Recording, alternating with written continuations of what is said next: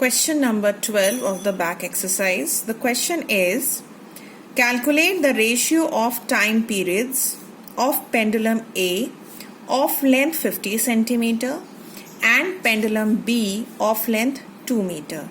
Now children, first thing that you must observe here is the length of one of the pendulum is in centimeter while the length of another pendulum is in meter. So either you get your answer in terms of either you calculate length of the pendulum in meter or you convert it in both of the values in centimeter. So I would like to convert centimeter into meter. So the length of the pendulum A, let us represent it by LA, is 50 centimeter, which is equal to 50 upon 100 meter equal to 1 upon 2 meter. Since 1 centimeter is 1 upon 100 meter, so this is what has to be done. Length of the pendulum B is already in meter, so there is nothing that we can do here now. The question says that you have to find the ratio of the time periods of both the pendulum. So if TA is the time period of pendulum A and TB is the time period of pendulum B, then how do we express time period and length? Since we know that time period of a pendulum is directly proportional to root L, this implies that TA upon TB will be equal to under root of LA upon LB. This is how we have to do all the questions that are based on ratio on time period and pendulum. Always remember, this is the first step that you have to write. If you miss this step, you will miss 1 mark also. And these kinds of questions are really very important. Okay. So time period of A upon time period of B is equal to under root of LA upon LB. So what are we going to do next? We'll simply put the values of LA, which is half, divided by 2, which is the value of LB. So it becomes TA upon TB equal to 1 upon 4. 1 upon 2 into 2, it becomes 1 upon 4. So when you will take out the square root of 1 by 4, what will you get? You will get 1 by 2. Since you have been asked to express the answer in ratio, so definitely you will not leave the answer in fraction terms. So in ratio it becomes TA is to TB is equal to 1 is to 2, and that's your answer. I hope I have made myself clear. Children, remember, if you get these kinds of questions in the test or in the assignments, like one of this kind of question I have already given you in the assignment. So children, what mistakes you have made? The mistake was, first of all, you were unable to understand that in a ratio question you always have to express time period and length in this manner, since both are directly proportional to each other. So this particular step and this together, for these two steps together, you will be awarded 1 mark. And in order to get the answer correctly, and the expression of the answer is also important, since the question is asking you to express the answer in ratio terms, so you have to express the answer in this manner, children. So 1 plus 1 will fetch you 2 marks. This is how we do marking in numericals.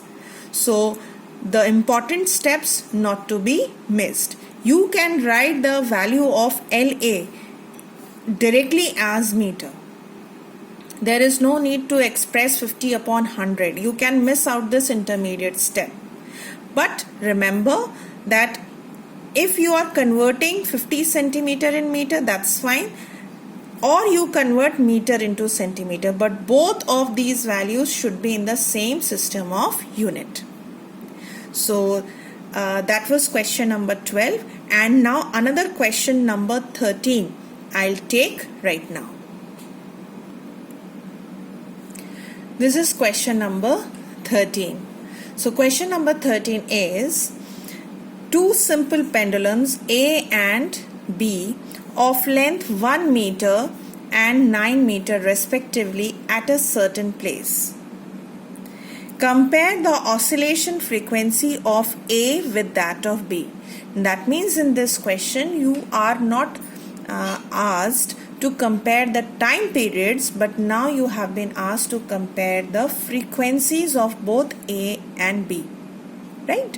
So we cannot find frequency without knowing the time period. So first of all we will find the time period and then we will find the ratio of the frequency, right? So this is a comparison based question. Since the question clearly mentions compare, that means again you will have to follow a similar kind of step for solving this question. Okay, so here there is no problem for there's no problem of units because both of them are in the same system. So we can start here directly that TA upon TB is equal to under root of LA upon LB. We can start directly from here, children. So LA is how much? It is 1 meter and LB is 9 meter. Meter and meter get cancelled out. So 1 upon 9 or under root of 1 upon 9 will give you 1 upon 3. So that is how you have found the ratio of the time periods of both the pendulums. But you have to find the frequency. Ratio of the frequency comparison means ratio of the frequency you have to find of A with respect to B. That means you are asked to find the ratio of frequency of A with respect to frequency of B. That is your question. So since we have already found the ratio of the time period, so first of all we must all know that time period and frequency are reciprocal of each other. T is equal to 1 upon F. So that simply means, now please get my point, children, all of you. Since T and F are reciprocal to each other, therefore we can write TA upon TB is equal to FB upon FA. This is just because they are reciprocal of each other, and you can see clearly the relationship of time period and frequency from this. Okay, so if TA upon TB is equal to FB upon FA, so TA upon TB is 1 upon 3. That means FB upon FA is also 1 upon 3. But the question asks you to find out the ratio of FA is to FB. Therefore, FA upon FB can be written as 3 upon 1. And this will give you the answer. FA is to FB is equal to 3 is to 1. Okay, children?